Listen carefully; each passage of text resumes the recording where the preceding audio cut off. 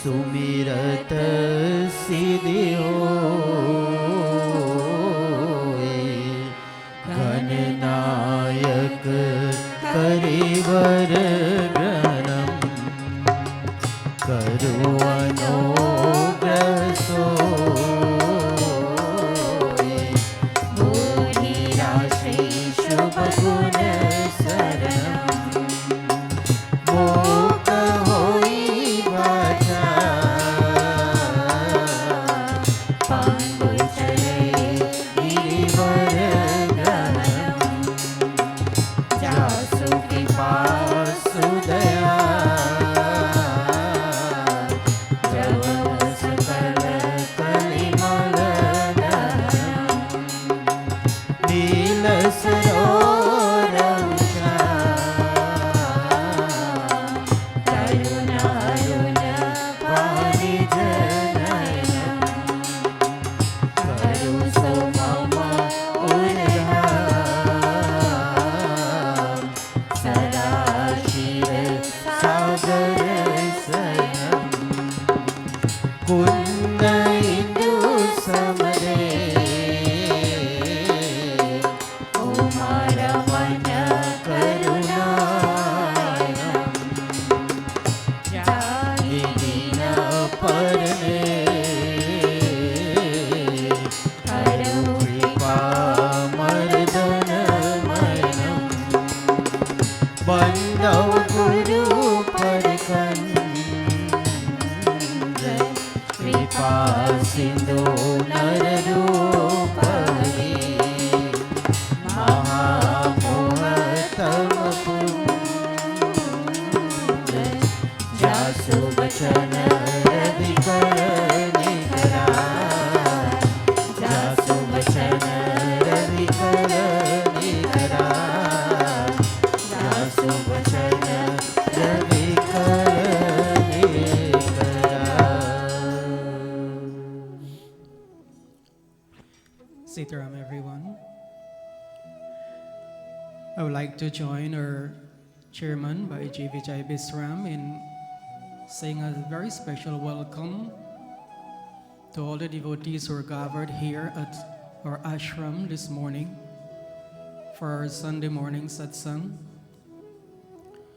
as well as all of you who have joined us online. We truly appreciate your presence.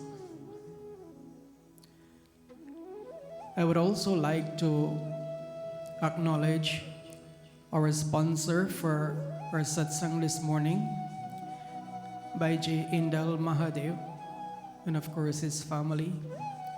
As Bhaiji Vijay pointed out, this family has a long history of association with our ashram from Guyana, and they're continuing in New York. When Swami Purnananda Ji Maharaj was in Guyana at the ashram, forming the ashram, this wonderful family, the Mahadev family, played a very important role in the development of our ashram, and they continue to support our ashram here in New York. I would like to also acknowledge the presence of Swami Shiveshwarananda Ji Maharaj and the members of our Kirtan group, Bhaiji Ano, Bahin Ray Bisram, Bhaiji Krishna, and Bahin Nanda.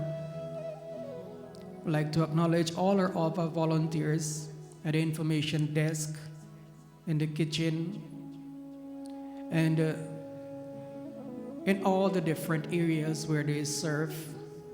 We truly appreciate your seva. Devotees and friends, my katha this morning is taken from Balakand of the Ramcharitmanas, and I've entitled it, "Is it ever too late to seek God?" Sometimes we feel, especially those who are a bit more advanced in age, that most of our life has gone by and we never really made any serious effort to know God Is it too late for us to try, even at this late stage where we are a bit more advanced in age? That is what I seek to answer in my katha this morning. In this Chaupai, Tulsidas writes, Shri Ram Jai Ram, Jai Jai Rama. Shri Ram Jai Ram, Jai Jai Rama. Shri Ram Jai Ram, Jai Jai Rama. Shri Ram Jai Ram, Jai Jai Rama. Basraj सुतहित Badin नारी समेत गवन one कीन बसराज सुतहित बदीन नारी समेत गवन one कीन Shri Ram Jai Ram, Jai Jai Rama. Shri Ram Jai Ram, Jai Jai Rama. Tirath बार नैमिष बिकयाता आति पुनीत साधक श्रीदाता तीरथ बार नैमिष बिकयाता आति पुनीत साधक श्रीदाता Shri Ram Jai Ram, Jai Jai Rama. Shri Ram Jai Ram, Jai Jai Rama. Shri Ram Jai Ram, Jai Jai Rama. Shri Ram Jai Ram, Jai Jai Rama. Shri Ram Jai Ram, Jai Jai Rama. Shri Ram Jai Ram, Jai Jai Rama. here King Manu makes a startling confession. He says, though I have reached the fourth stage of my life while still living in my palace as a householder, yet I have not lost my relish for the pleasures of the senses. What does he mean by the fourth stage of life? Our saints and sages divided the human life into 4 stages or 4 ashrams in a scientific way to ensure that we have material fulfillment and we have spiritual fulfillment. The first stage of life is called brahmacharya, or the student life. It was envisaged to be quite different from what the student's life is like nowadays. In brahmacharya life, the student is taught in the Guru's ashram secular subjects as they teach today in the schools, as well as spiritual subjects. The latter spiritual subjects is rarely ever taught as part of the traditional school curriculum. So when a student is taught both secular and spiritual topics, then there is balance in the life. Then there is appreciation for dharma, righteous living.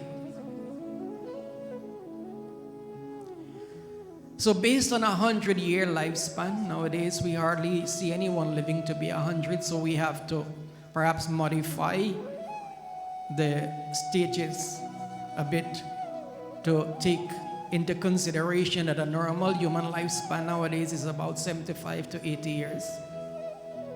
But then up to 25 years in a 100-year lifespan, the student is taught in the Guru's ashram about spiritual topics and secular topics.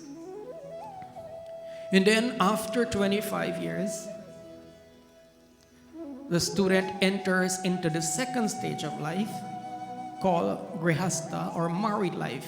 Majority of people will enter into the Grihastha ashram or the married life. Whereas in the student life or brahmacharya life, discipline is stressed. Dharma is stressed. You know, if you build a beautiful house on a weak foundation, it doesn't matter how beautiful the house is, after a time, if the foundation is not strong, the house will start to sink and collapse. So the first stage in the student life where dharma is taught and practiced, a strong foundation is built. So in Grihastha life, the aim is on raising a family, and artha and kama are stressed. Artha means that to seek wealth in a righteous way, because remember, dharma was inculcated in the student's life. So to seek wealth through hard work, not by cheating others, but through hard work, earning it in an honest way, that is permitted, because we need wealth to survive in this world. And karma is also allowed, worldly enjoyments, once it is governed by dharma.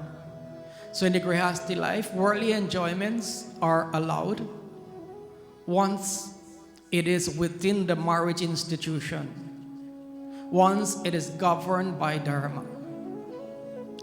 So that period usually lasts between 25 to 60 years in a 100-year lifespan. And then the third stage is vanaprastha. That is the stage of partial renunciation, where of a person, both husband and wife, start to gradually give up their worldly responsibilities and spend more time on their spiritual practices. So whereas, let's say, in the Grihastha life, they were able to, let's say, give half an hour every day to spiritual practices. In the third stage, the vanaprastha, they're expected to spend more, perhaps 2-3 hours every day, or more than that. So it is called a stage of partial renunciation. It's a preparation for the final stage.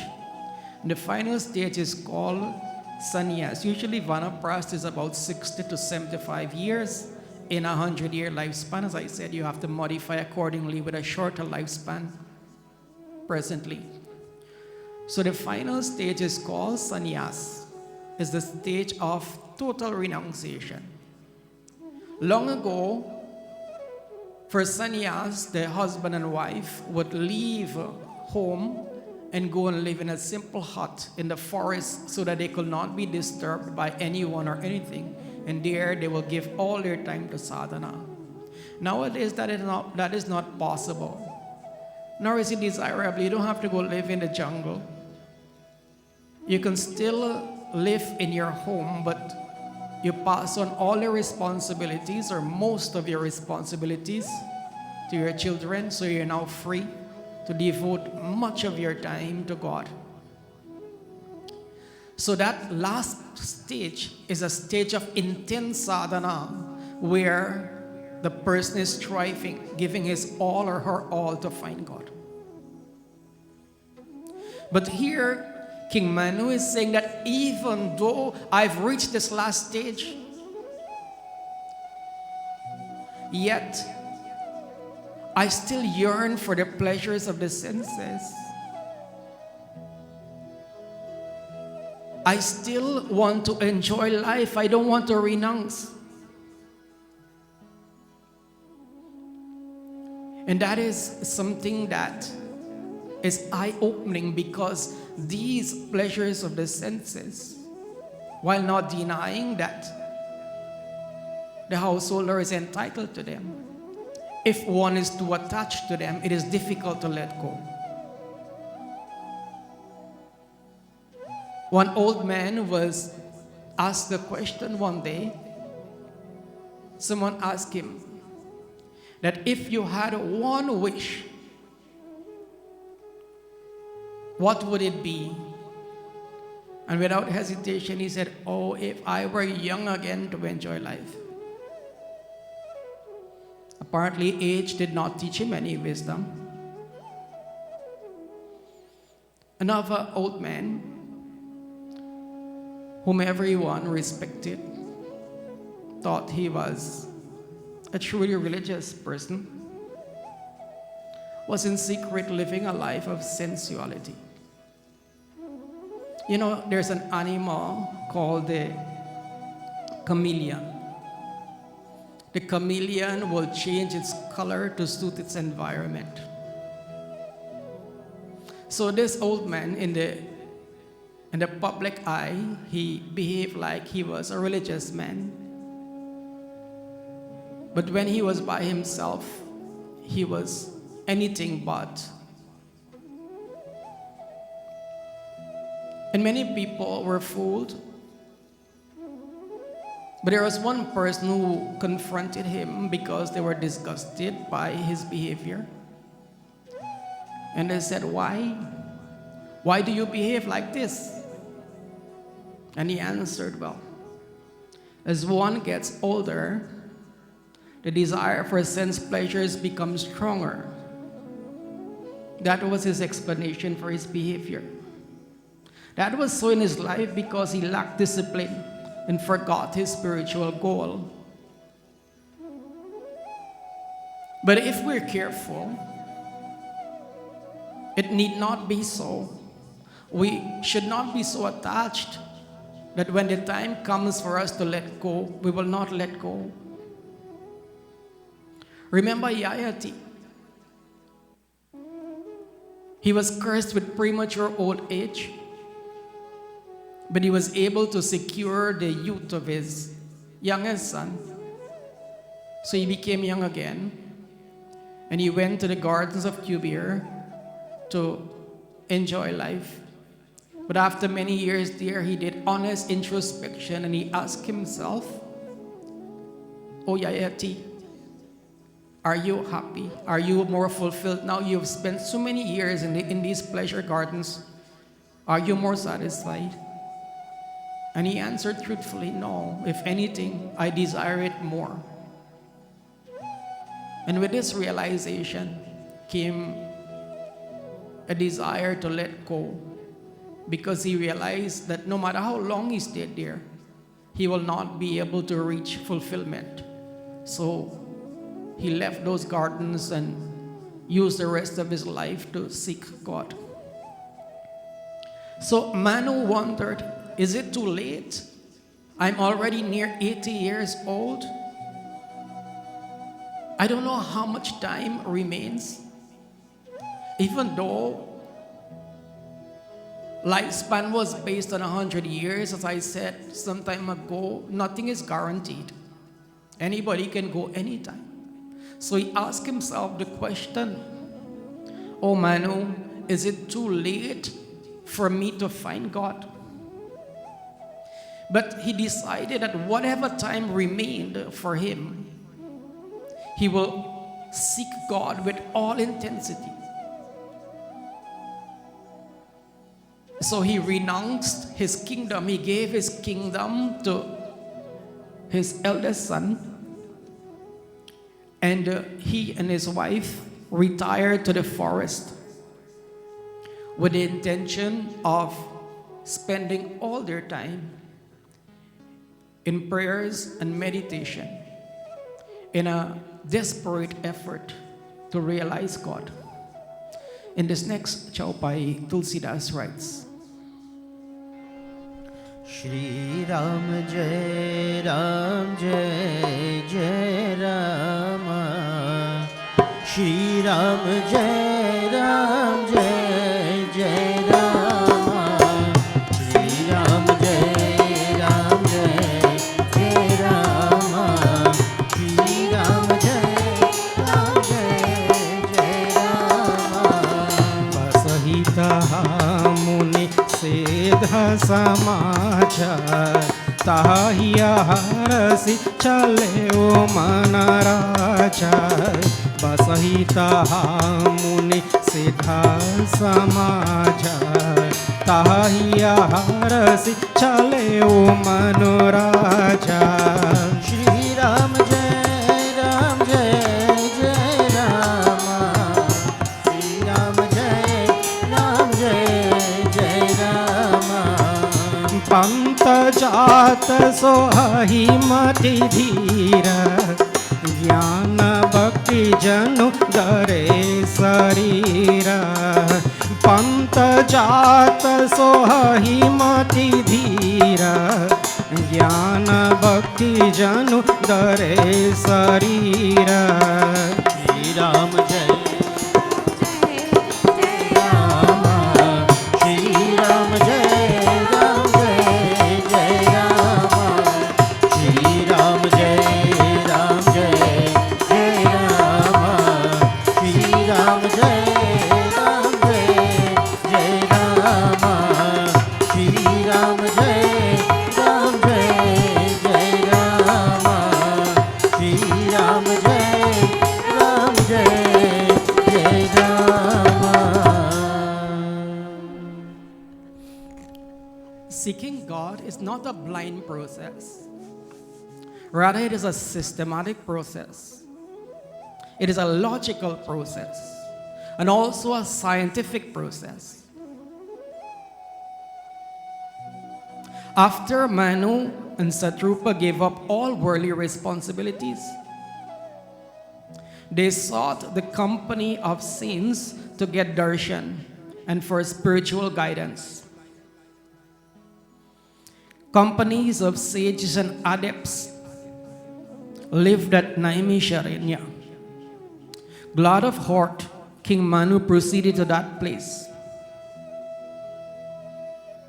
In the spiritual path, we need guidance from the spiritually wise, or we can get lost. Hence the need for a God-realized guru, the need for a master who has realized God. In this world today, there are so many teachers, so many who give themselves that title, but they cannot truly say that they have found God. Far from it. I remember a holy man telling a story that this spiritual teacher told his followers, and he had many followers. You know, they have a saying that fish can live in water, but fish can't live in milk, even though milk is more expensive than water.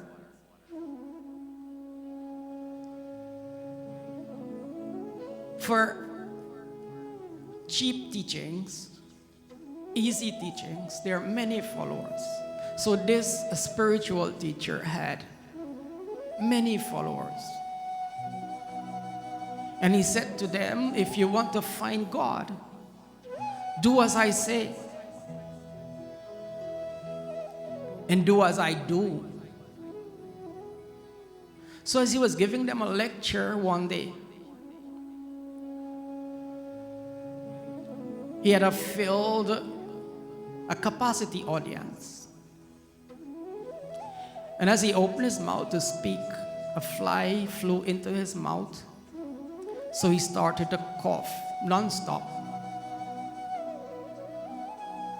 Now, someone who was near him thought to himself, well, my teacher said, do as he did. So he started to cough also. And his coughing was so annoying. Others started to cough as well. So annoying that the spiritual teacher bent forward and gave him a good slap. So when he slapped that one, they all started slapping each other, and they slapped their teacher as well. And the teacher got so many slaps, his face became so red that he ran out of the mandir and jumped in the pond nearby to cool himself, but it was a deep pond and he couldn't swim.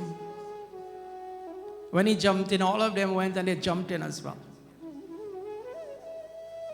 And the holy man who was relating the story said they all went to heaven. Heaven in inverted commas, meaning that they all perished. If we want to cross a jungle, and sometimes the spiritual path is likened to a jungle, where you have snakes and wild animals ready to attack one, is it wise to go all alone in that uncharted territory? Or is it wise to get a guide, one who knows the way safely through that jungle? Obviously, we need the help of a guide. We need the help of those who know the way through this jungle. To be in the company of saints is a great help in our sadhana, because from them we can garner so many valuable lessons. King Parikshit, 7 days only he spent in the company of sages. 7 days only he spent in the company of sages. And yet, in those 7 sages, he learned so much. He was able to practice so much that he was transformed from an ordinary king into a highly spiritual aspirant, highly advanced spiritual aspirant. So much so that when the snake came to bite him, he had already left his physical body. He had already conquered death. Such is the power of true satsang.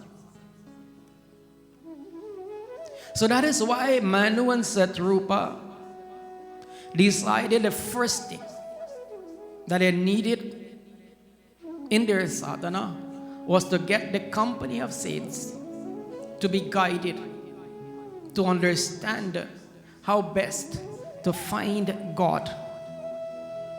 We need that guidance. There are some people who say that we don't need a guru. We have books. We can read books long ago. You didn't have books. Now you have books. You can read and understand. Books, even the scriptures, they're general in their teaching. The guru, the God-realized guru, understands each individual, understands our strengths and our weaknesses. And so his teachings are tailored for the individual. Cannot be the same teaching for everybody because each person is different. So yes, we do need a guru, a God-realized guru, if we are sincere about finding God. We need the guidance of the truly holy. On reaching the bank of the Gomati River, they bathed with delight in its clear stream. Adepts, hermits, and enlightened men came to meet them, recognizing in the royal sage a champion of righteousness. When we decide to seek God, when we're sincere about finding God, we will receive help. In this next Chaupai, Tulsidas writes, Shri Ram Jai Ram, Jai Jai Rama. Shri Ram Jai Ram, Jai Jai Rama. Shri Ram Jai Ram, Jai Jai Rama. Shri Ram Jai Ram, Jai Jai Rama. जह जह तीरथ रहे सुहाए, मुनि न सकल सादर करवाए। जह जह तीरथ रहे सुहाए, मुनिन सकल सादर करवाए। श्री राम जय जय राम, श्री राम जय जय राम। कृश शरीर मुनि पत परिधान, सत समाज नित सुनहि पुराना। कृश शरीर मुनि पत परिधान, सत समाज नित सुनहि पुराना। श्री राम जय जय राम, श्री राम जय जय राम, श्री राम जय जय राम, श्री राम जय जय राम, श्री राम जय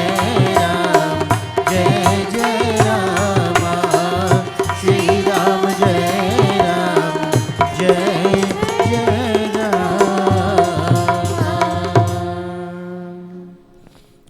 Sages are kind-hearted, and whenever they see an earnest spiritual seeker, they are ready to lend a helping hand. That is the beauty of spiritual life. Once we're sincere, once we truly want to find God, help will come our way. Whether we're in the midst of the jungle or the middle of the city, doesn't matter. If we're sincere, if we truly want God, God sends us a guru, God sends us a teacher to help us. Dhruv, a young boy, 5 years old, went to seek God in the jungle. He didn't have a clue about spiritual life. He didn't know anything about sadhana. Naive, innocent child.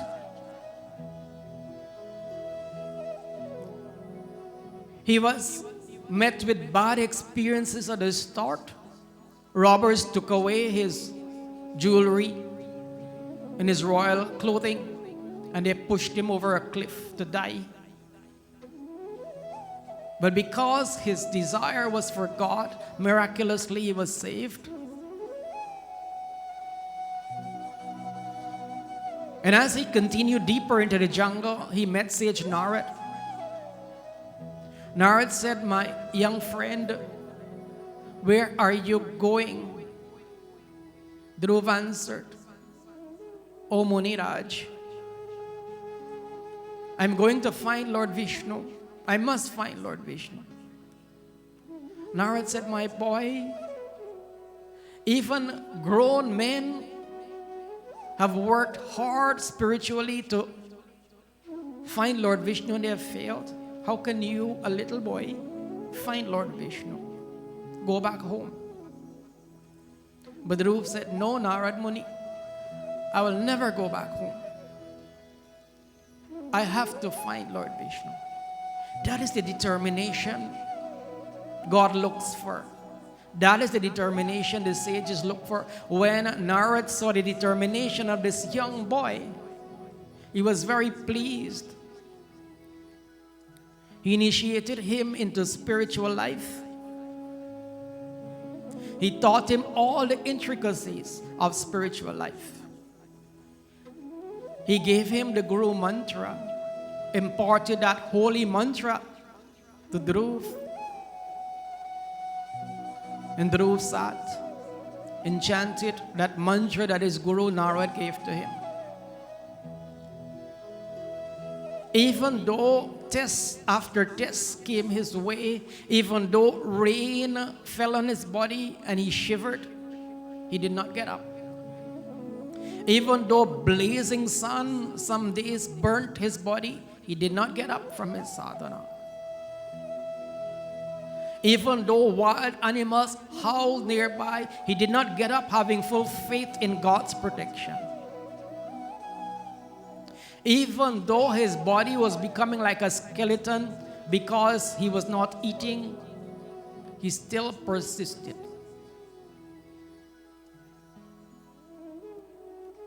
And in the end, God came to him.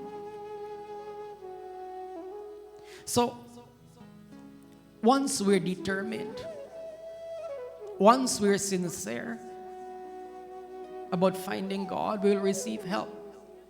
Sometimes we say, I want to find God, but who is there to teach me? If we're sincere, if we truly want to find God, we will get help. One holy man was recounting a story. Not so long ago, I was listening to it. In his religion, he knew that the one whom everyone worshipped, what he taught, what that person taught, what that master taught, was not what is being taught today. It is diluted, and it hardly resembles the truth that was taught by that master. So he prayed to that great master, I know there is something more to your teachings. I want to know your teachings, because the way it is now, there is no way to teach how I can find you. There is no one who understands your words. It's all given literally. Please guide me. And as he prayed with sincerity, he saw in a vision, he saw the form of a Hindu master, a great guru. He said, what is this? I'm praying to my Savior, and I see the form of this man whom I don't know. Who is he? So one day he was walking when he came to an ashram, and he entered the bookstore, and he saw at the cover of the book, on the cover of a book, the same form that he had seen in vision. And he said, this is not accidental. And then he read the book of the life of that great Hindu master, and he followed that path, the path of yoga, and he got what he desired, to experience God. So Manu and Satrupa, they were totally focused on finding God. And so they received help from all these God men. Daily they were in satsang, and they listened carefully to spiritual truths expounded by the great sages. These sages were realizer of those truths, so their words were imbued with power to transform. The words of sages are filled with power. I'd said before that when Guru Maharaj had given mantra to one disciple, the disciple said, well, I've been repeating this mantra for so many years and I never got any results. And Guru Maharaj answered, the source is important. Repeat this mantra for, I think, 7 days. And if you don't get the result I promised you, write this mantra on a bay leaf, on a bay leaf, and throw it in the Ganges. Within a few days, the man came back and he was beaming. He said, Guru Maharaj, he bowed at the feet of the great master. I got the result I wanted. The very words can be uttered by someone else. It makes no effect on us. But when a true man of God utters those same words, they have an effect on us, because those words are filled with power. Guru Maharaj rarely spoke, but whenever he spoke, his words were like bullets. His words had the effect. Whatever he wished for, that transformation came about. So Manu and Satrupa, perhaps because of good karma from past lives, They were in the company of true saints of God, and they benefited immensely. They learned how one can find God. They were inspired by the holy presence of these sages. It is important, satsang is important. You know, any student will tell you that if they're studying alone, it is much harder. However, if they're in the library where they see everyone else is studying, it helps them. They want to study. It happened to me as a student, especially when I was at university. You know, university studies are very difficult. Sometimes you don't want to study, but the moment you enter that library and you see everyone studying, right away you want to sit and study and do your research and produce the papers you have to produce. In the same way, when we're in the presence of those who love God, those who realize God, we're inspired. We want to know God also. We want to love God also. We want to realize God also. That is the beauty, the power of satsang. It is not easily given. Only those who are blessed have such good fortune to be in satsang. Manu and Satrupa, because of great good karma in this life, in that life, and in previous lives, they were now almost daily in the company of sadhus. In this concluding doha, Tulsidas writes, Shri Ram Jai Ram Jai Jai Ram Jai Jai Ram Siya Ram Jai Ram Shri Ram Jai Ram Jai Jai Ram Shri Ram Jai Ram Jai Jai द्वारस अचरा मंत्र पुनि जपहि सहित अनुराग वासुदेव पर पंकरुह दंपति मन अति जागा द्वारस अचरा मंत्र पुनि Jai Jai Ram Siya Ram Jai Ram Shri Ram Jai Ram Jai Jai Ram Shri Ram Jai Ram Jai Jai Siyapat Ramchandra Ki Jai Sharanam. so they learned from these holy men how to do sadhana, how to meditate on the 12-syllabled mantra, Om Namo Bhagavate Vasudevaya. We need to meditate. There are some people who will tell you all you have to do is rituals. Rituals are okay. But we have to take it a step higher if we are to realize God. We have to go within.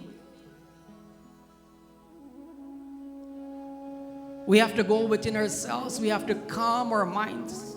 We have to be still. We have to control the thoughts. It's a scientific process. Who will teach us? The very people who give high lectures about God, they don't practice meditation in their lives, or very little. They don't have a clue about what meditation is. So who will teach us? Who will we go to learn? We can only learn from one who knows how to meditate. One who has advanced along the path of meditation. One who has realized God like our Guru Maharaj. From one like him we learn. Are we willing? to follow the words of such a one. A holy man said, sometimes saints tell these stories to bring out certain truths. And there was this man, a fisherman. He always had a basket of fish on his head. He grew so attached to that basket of fish that he couldn't do without it. But the thing is, he didn't know to swim. So he wanted to learn to swim. To swim with a basket of fish on his head. So he went to a person who taught swimming, a person who knew to swim very well. And he said, "Sir, can you teach me to swim?" And the teacher said, "Yes, I can teach you to swim, but first take off the basket of fish on your head. You can't swim with that." He said, "But I want to swim with this basket of fish on my head. If you can teach me to swim with this basket of fish on my head, I will find another teacher." And so he went to another teacher. And he said, "Sir, can you teach me to swim with this basket of fish on my head?" The man said, "Of course, I can teach you. I've never gone to swim myself, but I read a book, how you can swim with a basket of fish in your head. I will teach you if you pay me $1,000.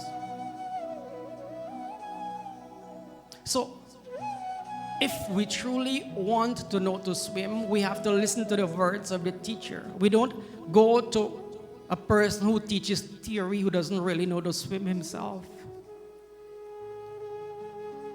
Manu and Satrupa, they were blessed to have God-realized sages to guide them, to teach them. The blind cannot lead the blind, my friends. The spiritual blind cannot lead the spiritual blind. No matter how well-meaning they are, they can't. Manu and Satrupa practiced sadhana. They chanted that mantra, controlling their breath. Mentally, they repeated that mantra, and they went deeper and deeper and deeper within. By continuous practice, they were able to still their minds and focus one-pointedly on Vasudeva, on God. And they had his darshan. They found God. So, to answer the question that I started with, is it ever too late to find God? It is never too late. It doesn't mean those who are young will say, well, it is never too late. Let me do what I like now and later I will seek God. No, that is not what is meant. It's meant that even if you're a bit advanced in age and for some reason, as in Manu's case, because of Maya, he didn't think about God.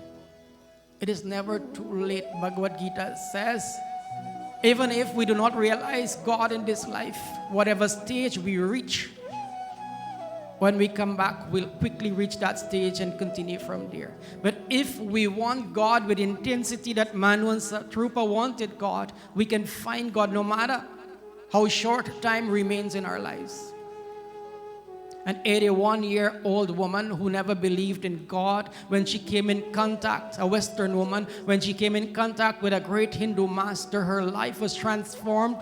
And whatever remained of her life, it was just 10 or 15 years more remained. But in those 10, 15 years, she was in perfect attunement with her Guru. Day and night, she was thinking of God and Guru, ever chanting God and Guru's name. And she found God. So dear ones, it is never too late to seek God. It is never too late to find God. Let us do our best, whatever station in life. May He bless us that we find Him in this life Om Shanti, Shanti, Shanti, Hari Om.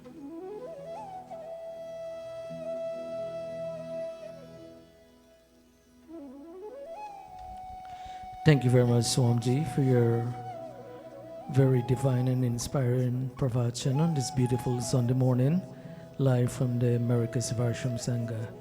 Thank you very much, Swamiji. Devotees and friends, again, I would like to thank each and every one of you, all our online viewers who join us, especially joining us week after week. I would like to thank each and every one of you very, very much. Devotees, just a few announcements before we proceed to Guru and conclude Narti. Just to recap about our Project Seva, and I want to read back our press release about Project Seva because it's very important and it's allow more devotees to know what Project Seva is all about and why we are involved in Project Seva, especially our online viewers. A lot of them inquiring about, they need more information about this project and they want to be a part of the project. Our ashram, a branch of the Bharat Sivarsham Sangha monastic mission, which is known internationally for seva, selfless service, all of you know that. In the light of the severe economic difficulties facing many families in Guyana, resulting mainly the COVID-19 pandemic, we have enlisted the help of our Guyana chapter, comprising dedicated and faithful devotees and friends based in Guyana. We intend to provide hampers monthly to 50 families who require such help. Each month, our team will serve different villages throughout Guyana. We anticipate this will be a long-term venture for our ashram by the supported donation from our devotees and friends in the US. We are very happy to render the seva to Guyana, the country of birth of many of our devotees here at the Americas of Ashram Sangha. Devotees, where are we at today with this project? We launched this project, our Global Humanitarian Outreach Program in Guyana, January 1st. We are doing amazing with the contribution and response we receive from you, the devotees and friends of the Americas of Ashram Sangha. January 21st, with all your help, we are scheduled to make our first distribution, and we are starting with the Kovanjan area. And again, this is with your contribution. Of course, we will be still collecting donation. Remember, this is a long-term project we're looking at for the entire year 2021. Every month, we will continue to need your help. We need your help, devotees, and not only devotees of the ashram. It can be your family or a friend or any friends outside of the ashram can contribute towards this project. Again, this hamper only costs $20, and it's a very small amount of money, and your contribution, your donation will feed we will feed 50 families, about 3 to 4 meals, comprising in that hamper. It's have over 16 items. So again, we are asking devotees, if you know someone who would like to contribute to this project, please inform us. For more information, you can see myself or by Lake at the information desk, or anyone at the information desk for more information about this project. Again, you don't have to contribute every month. If you want to skip a month, you want to skip 2 months, that's fine. And they will tell you more information. They will give you more information at the desk after satsang. Again, it's a wonderful project, and we would like to thank all those who have contributed already towards this project. Thank you very, very much. Devotees, Thursday coming, it's Trishul Purnima. It's a very important day, as I mentioned week after week. It's a very important day on our calendar, and we are inviting each and every one of you. We have limited seating at this time, so if you have not registered or let us know that you'll be attending, you need to do so as soon as possible. Trishul Purnima, Thursday the 28th at 7:30 p.m. Again, it's a very important day on our calendar here at the ashram. All of you know how important that day is. So please let us know if you will like to be a part of our satsang. Also, if you will join us online too, we will broadcast our satsang live and via Facebook also.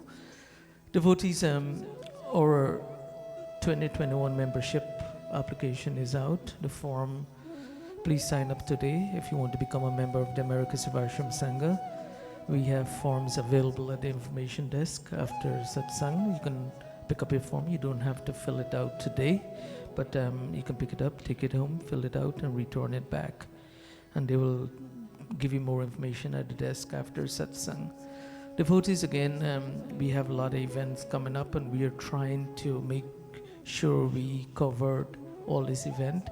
I know during the pandemic it's very difficult for us, but we need your help and your support by maintaining all our necessary COVID guidelines here at the ashram.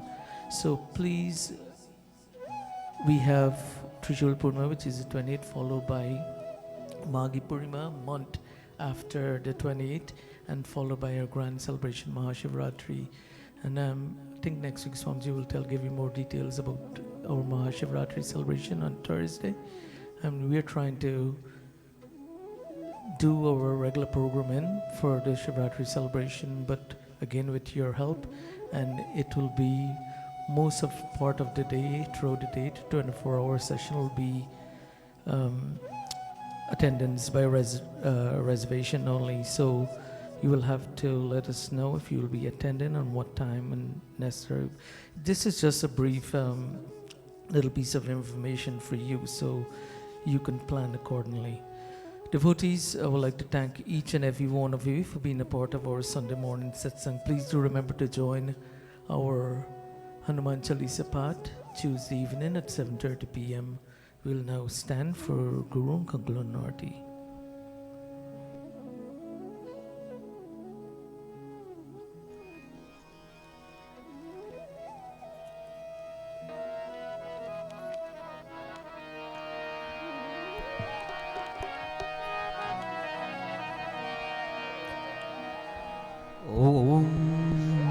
Om Purnamada